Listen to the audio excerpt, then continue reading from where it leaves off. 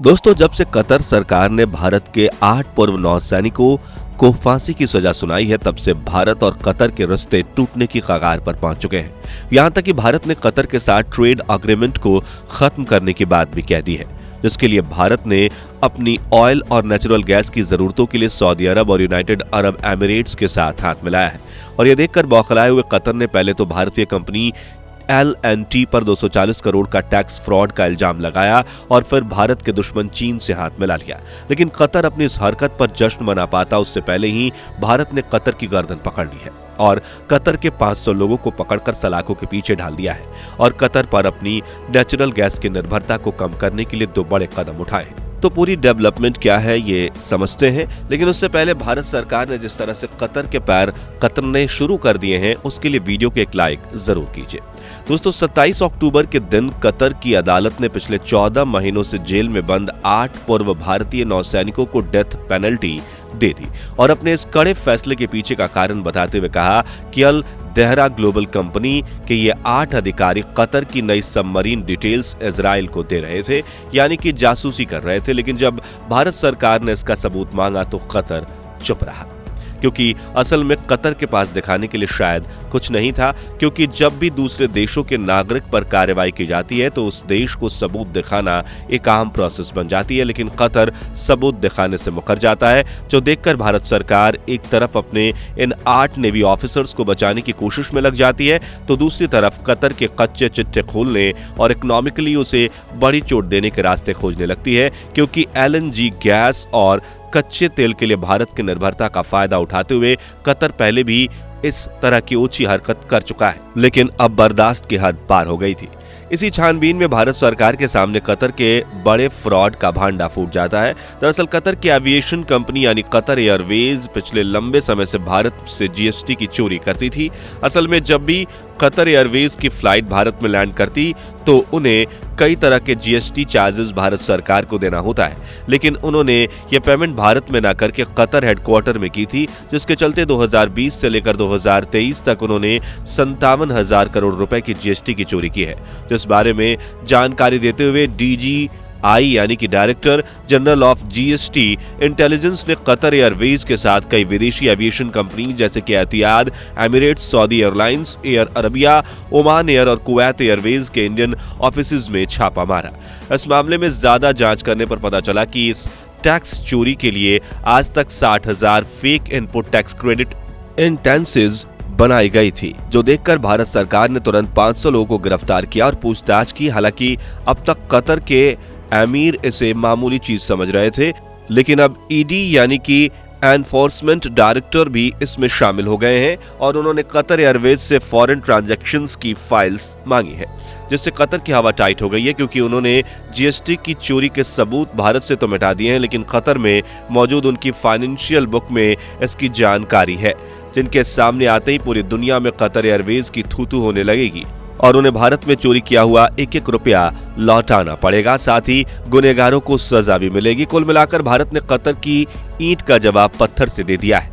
दोस्तों, दूसरी तरफ भारत कई सालों से कतर के नेचुरल गैस का तोड़ निकालने की कोशिश में लगा हुआ था और अब भारत को 2 बहुत ही बड़े ब्रेक थ्रू मिल गए हैं, जिनसे हम न सिर्फ भारत में बल्कि दुनिया भर में कतर के LNG गैस की डिमांड को मिट्टी में मिला सकते हैं। सबसे पहले तो भारतीय कंपनी इंडियन ऑयल ने LNG से कई गुना बेहतर गैस यानी कि ग्रीन हाइड्रोजन पर चलने वाली बस बना ली है, जो कि चलने के दौरान कोई हार्मफुल गैस नहीं बल्कि सिर्फ पानी का धुआं यानी स्टीम ही बाहर निकालेगी। और अब इंडियन ऑयल ने पानीपत में अपने पहले ग्रीन हाइड्रोजन प्लांट को बनाने का टेंडर भी निकाल दिया है, जिसके लिए ग्लोबली प्लांट में मैन्युफैक्चरर्स को टेंडर भरने के लिए इनवाइट किया गया है। यानी कि आने वाले समय में भारत न सिर्फ कच्चे तेल और LNG गैस का इस्तेमाल कम करेगा बल्कि दुनिया भर में भी ग्रीन हाइड्रोजन सप्लाई करके कतर के व्यापार को तोड़ मड़ोड़ कर रख देगा।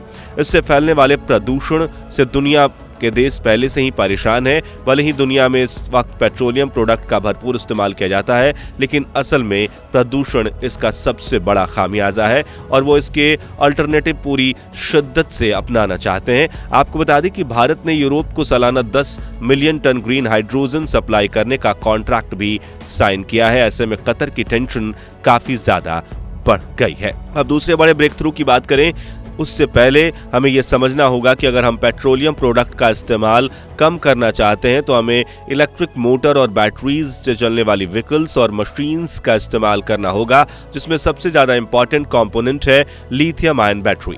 और इलेक्ट्रिक व्हीकल के सेक्टर में तेजी से आगे बढ़ रहे भारत ने लिथियम आयन बैटरीज बनाने की टेक्नोलॉजी की डील चाइना समेत कई देशों से की थी, लेकिन हर बार हमारे हाथ सिर्फ निराशा ही लगी थी। लेकिन अब दुनिया के एक ऐसे देश ने भारत का साथ दे दिया है जो न सिर्फ हमें इस इंडस्ट्री की सबसे एडवांस टेक्नोलॉजी देने वाला है, बल्कि उसके पास दुनिया का सबसे बड़ा लिथियम भंडार है। जी हां, हम बात कर रहे हैं बोलीविया की, जिनके पास करीब 23 मिलियन टन लिथियम के डिपॉजिट्स हैं।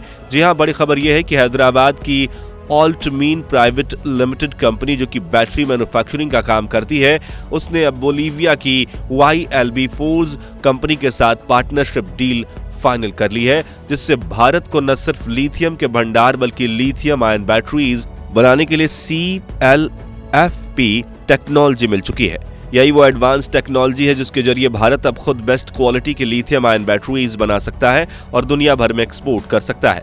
CLFP यानी कार्बन कोटेड लिथियम फॉस्फेट नाम की इस टेक्नोलॉजी से बनाई गई बैटरी में कैथोड मटेरियल पर लिथियम आयन फॉस्फेट की कोटिंग की जाती है, जिससे ये बैटरी काफी ज्यादा एडवांस बन जाती है। इस बैटरी की खासियत यह है कि ये किसी भी वेदर कंडीशन में काम कर सकती है। इनमें सेफ्टी भी काफी बढ़ जाती है और इनके मेंटेनेंस भी काफी कम होती है।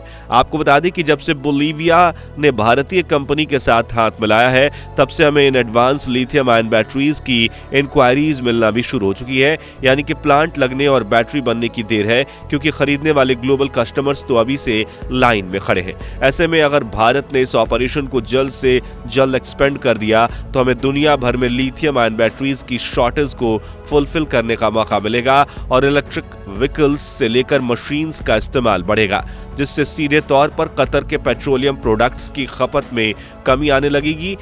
अब आप कहेंगे कि सिर्फ एक कंपनी इतनी बड़ी क्रांति कैसे ला सकती है, तो आपको बता दें कि एक बार टेक्नोलॉजी मिलने के बाद यह कंपनी इंडिया की ही दूसरी कंपनीज के साथ कोलैबोरेट कर सकती है, फॉरेन इन्वेस्टर्स ला सकती है और बोलीविया की दूसरी कंपनीज भी भारत के साथ हाथ मिला सकती है। यानी कि ये तो बस एक शुरुआत है, पिक्चर तो अभी बाकी है। वही दोस्तों, वीडियो के स्टार्टिंग में हमने जैसा कि आपको बताया था कि कतर ने भारतीय कंपनी L&T पर 2016 से लेकर 2018 के बीच 240 करोड़ की टैक्स चोरी का इल्जाम लगाया था और दुनिया में L&T का नाम खराब करने की कोशिश की थी। लेकिन अब कतर के लिए यह बुरी खबर है कि L&T ने न फिर कतर सरकार के सामने यह इल्जाम गलत होने की अपील जारी की है, बल्कि उन्हें मिडिल ईस्ट में भी बहुत ही बड़ा हाइड्रोकार्बन प्रोजेक्ट मिल चुका है।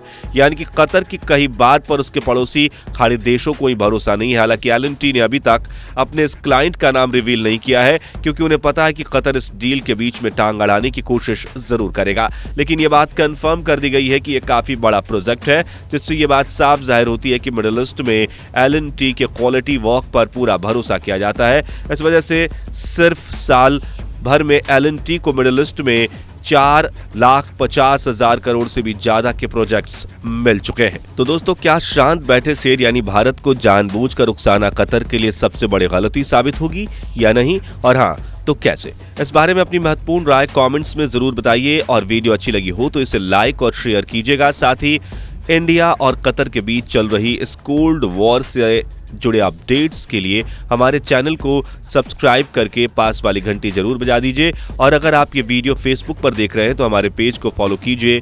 धन्यवाद।